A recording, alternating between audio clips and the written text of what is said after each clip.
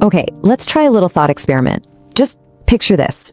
You wake up tomorrow, you grab your phone like you always do, and a bunch of your most important apps are just gone.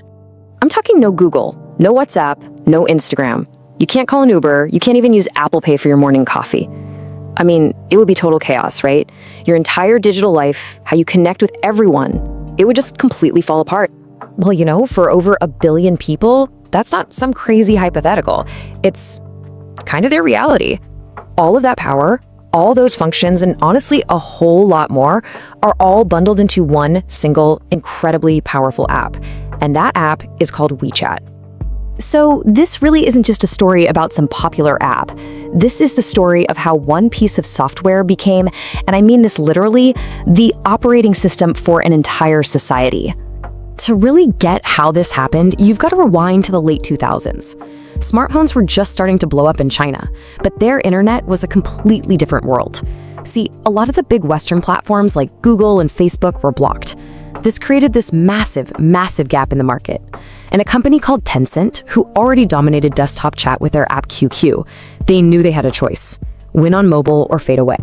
So in 2010, Tencent puts out this new app, WeChat. And honestly, at first, nobody really noticed. It just looked like another messaging app in a crowded field. But it had a couple of simple but absolutely brilliant features that were about to change, well, everything.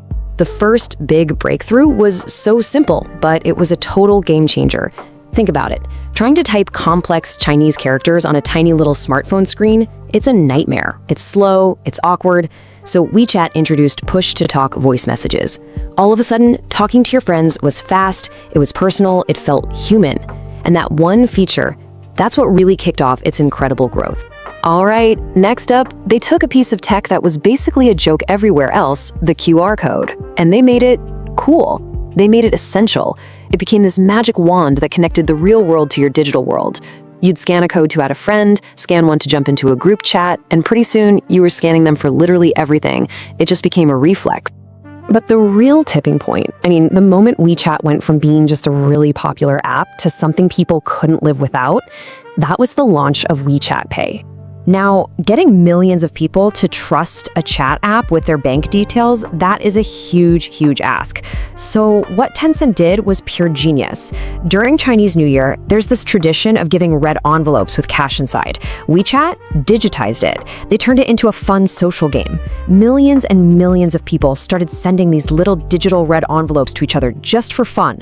And boom, just like that huge mental block about trusting the app with money, it was gone. And the effect was insane. WeChat Pay just exploded. It spread like wildfire.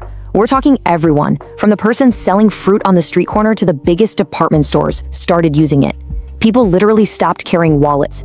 Cash, credit cards, suddenly they were optional. Your phone was your wallet, your bank, everything. So by now, WeChat is already a monster of an app, right?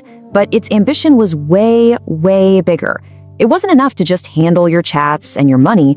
The goal was to become the one and only gateway to the entire internet. And the key to this whole plan was an idea called mini programs. Now just think of these as tiny little apps that live completely inside of WeChat. You don't go to an app store, you don't download anything to your phone, you just see it, you tap it, and it works instantly. And this is how WeChat basically swallowed the functions of thousands of other apps.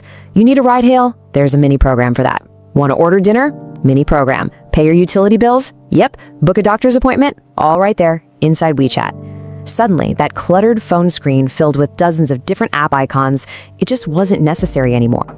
This totally transformed things for businesses, especially small ones. A lot of them don't even bother with their website now. Why would they? Their entire business, their shop, their marketing, their customer service, how they get paid, it all happens right inside their WeChat account. For them, WeChat is the internet. Okay, but let's pause for a second. When one single company has that much control over communication, money, and even basic services for an entire country, you have to start asking some pretty serious questions, right? All of this amazing convenience, it had to come with a trade-off. And that brings us to the core trade-off here. On one side, you, the user, get this incredible, seamless convenience, everything in one place. On the other side, authorities get an unprecedented level of visibility, a single central hub for monitoring.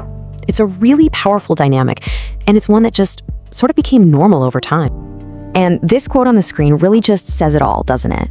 It perfectly captures that mindset. When one app solves every little problem in your day so smoothly, you're not really thinking about whether it has too much power. You're just thinking, why would I need anything else?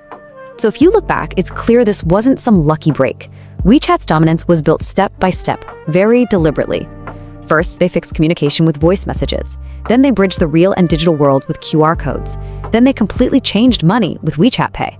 And finally, they just swallowed the rest of the internet with Mini Program. Which brings us to where we are today. WeChat is not just an app. You really have to think of it as a piece of national infrastructure, like the power grid or the water supply.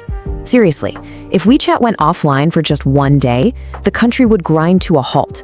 Payments would stop, transportation would get snarled, businesses would shut down. It's that deeply embedded into the fabric of society. And that kind of brings us to the final big question, doesn't it? As our own lives get more and more tangled up with just a handful of big tech companies that control how we talk, how we shop, what we read, well, the story of WeChat starts to feel a little less like a story about a faraway place and a little more like looking in a mirror. The question really isn't, could a super app like that happen here? It's, is it kind of already happening? Thanks for watching this explainer. See you in the next video.